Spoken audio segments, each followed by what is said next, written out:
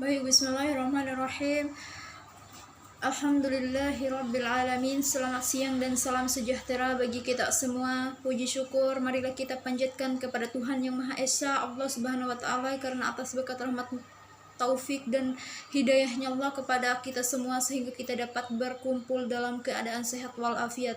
Salawat serta salam kita haturkan kepada junjungan Nabi besar Muhammad SAW yang senantiasa menuntun kita ke jalan gelap gulita menuju jalan yang terang benderang seperti yang kita rasakan pada siang hari ini.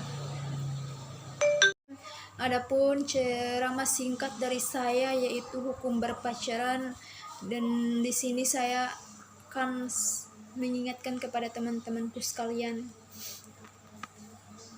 bahwa pada kesempatan ini saya meminta izin kepada teman-temanku, kalaupun tidak diizinkan, saya tetap akan menyampaikan secuil pengetahuan mengenai hal yang sangat tidak tabu lagi di era zaman globalisasi ini, yaitu berpacaran. Mungkin kata ini sudah tidak asing lagi di telinga kita, bahkan anak SD pun sudah banyak yang menjalaninya, bahkan kita sebagai generasi muda pasti sudah tahu, paham, dan pernah melakukannya. Teman-teman yang sangat saya cintai dan saya sayangi, sebelum saya memulai ceramah ini di sini, ada tidak yang sudah pernah menjalin suatu hubungan yang biasanya anak muda sekarang bilangnya pacaran, atau bahasa gaulnya anak Purwosari bilangnya komitmen? Ada apa yang lagi zaman-zamannya friendzone?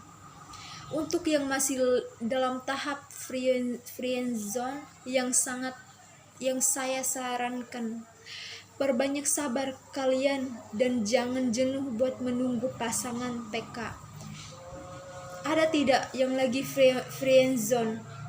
Ayo ngaku, ada enggak? Atau tidak yang lagi friendzone? Ayo ngaku. Atau ada yang baru putus? Atau yang lebih parahnya lagi itu gamon. Tahu itu apa gamon? Gamon itu suatu sifat yang hampir semua orang pernah dan bahkan masih mengalaminya, yaitu gagal move on. Gagal move on, teman-teman. Buat kalian yang masih friendzone atau berpacaran,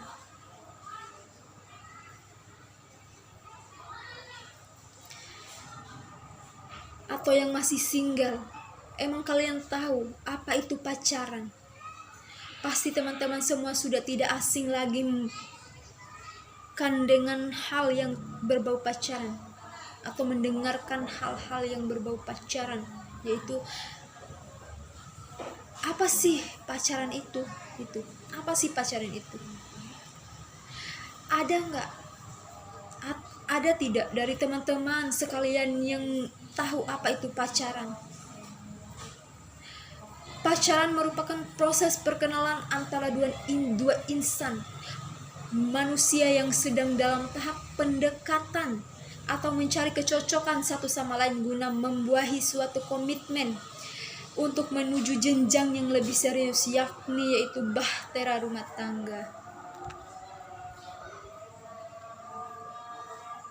Sebagian remaja menganggap bahwa pacaran merupakan kebutuhan pokok.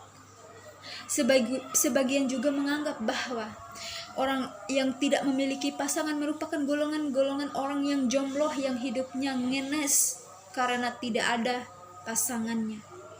Astagfirullahaladzim. Bagaikan lagu, makan sendiri, jalan sendiri, ngopi sendiri, hidup pun sendiri. Apa sih yang bisa kita banggai dari pacaran? Apa sih? Pegangan tangan, saling pandang, atau pasang status di Facebook, aku udah jadian, begitu.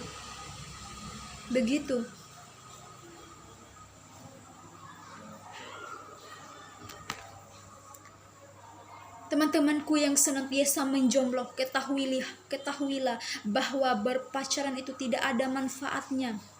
Perkataan orang tua sudah tidak lagi dituruti. Yang tadinya sekolah urusan nomor satu jadi urusan kebelakangan. Suara azan pun berkumandang sudah dihiraukan bagaikan yang ada hanya dia dan dia.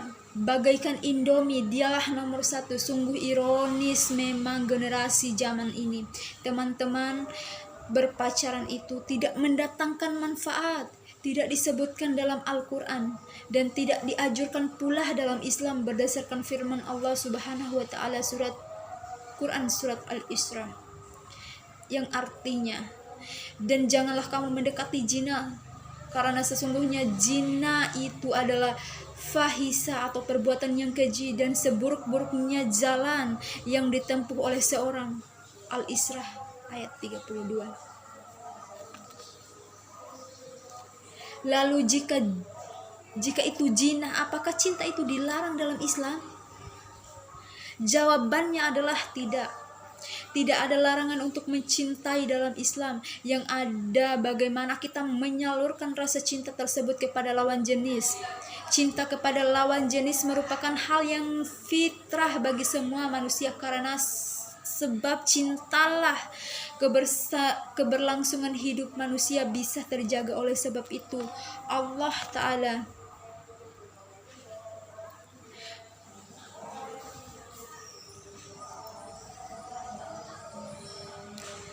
menjadikan wanita yaitu perhiasan.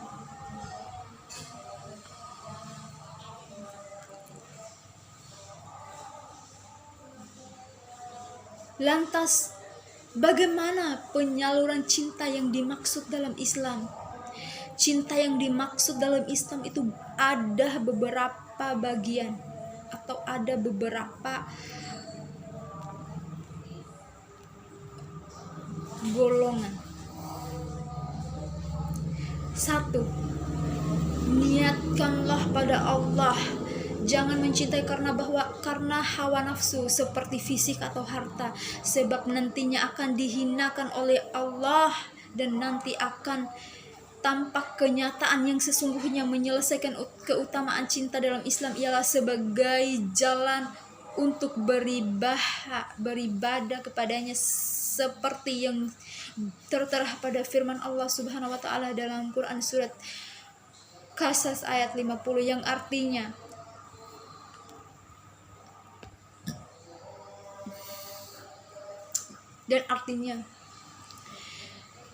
siapa yang lebih sesat daripada orang yang mengikuti hawa nafsu mereka belaka dengan tidak mendapat petunjuk dari Allah sedikit pun. 2. Menjaga pandangan. Mencintai seseorang yang belum menjadi muhrimnya tentu tak boleh berlebihan. Misalnya dalam memandangnya, walaupun memiliki perasaan lebih dan tidak mendekat secara langsung, melihat yang bukan muhrimnya pun juga termasuk zina mata yang harus dihindari. Lebih baik berjuang dengan sabar hingga mendapatkan hubungan yang halal. Saat kita sebagai muslimah sedang jatuh cinta, kita hendaklah menjaga pandangan dan kehormatan sebagai muslimah, seperti hadis yang artinya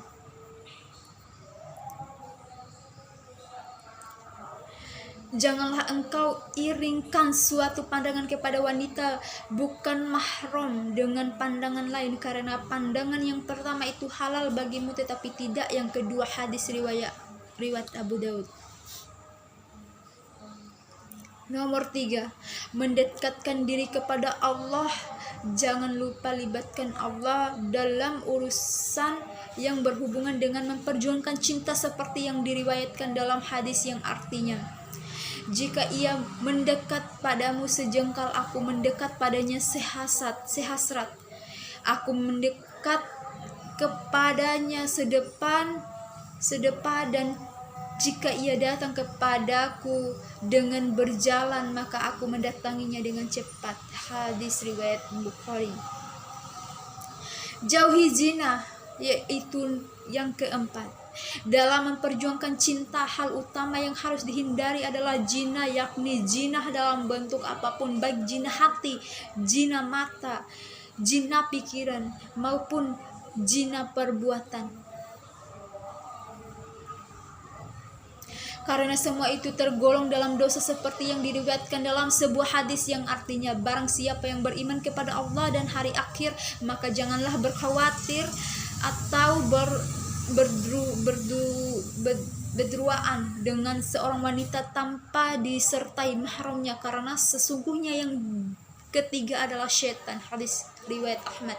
Contohnya ialah memperjuangkan cinta dengan menyatakan tetapi tidak segera menghalalkan hubungan tersebut. Dan contoh yang paling sering ditemui ialah dua orang yang saling mencintai dan menjalin hubungan yang dilarang oleh syariat Islam, yaitu berpacaran. Yang kelima, sholat istikhara. Sholat istikhara itu dianjurkan untuk mendapatkan kemantapan hati dengan menjalankan sholat istikhara. Allah akan memberi petunjuk terbaik akan seharusnya dilakukan sehingga terhindar dari jalan sesat atau langkah yang salah, seperti yang tertera dalam firman Allah Subhanahu wa taala dalam Al-Anbiya ayat 89 yang artinya, membiarkan seorang diri, engkaulah ahli waris yang paling baik.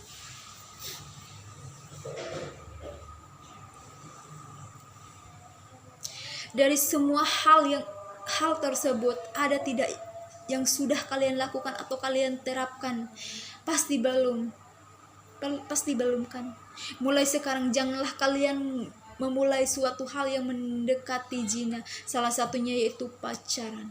Allah tidak melarang kita untuk menyukai sesama lawan jenis, tetapi kita sebagai umat Islam harus mengetahui batasan-batasan dalam hal tersebut. Semoga melalui ceramah ini saya selaku perwakilan dari teman-teman bisa menyadarkan kalian semua dan bisa menjauhkan diri dari perbuatan zina. Demikian ceramah yang dapat saya sampaikan pada kesempatan ini. Semoga bermanfaat bagi kita semua dan dapat kita aplikasikan dalam kehidupan sehari-hari. Lebih dan kurangnya mohon dimaafkan. Yang benar datangnya dari Allah Subhanahu wa taala yang maha benar. Akhirul kalam. Wabillahi.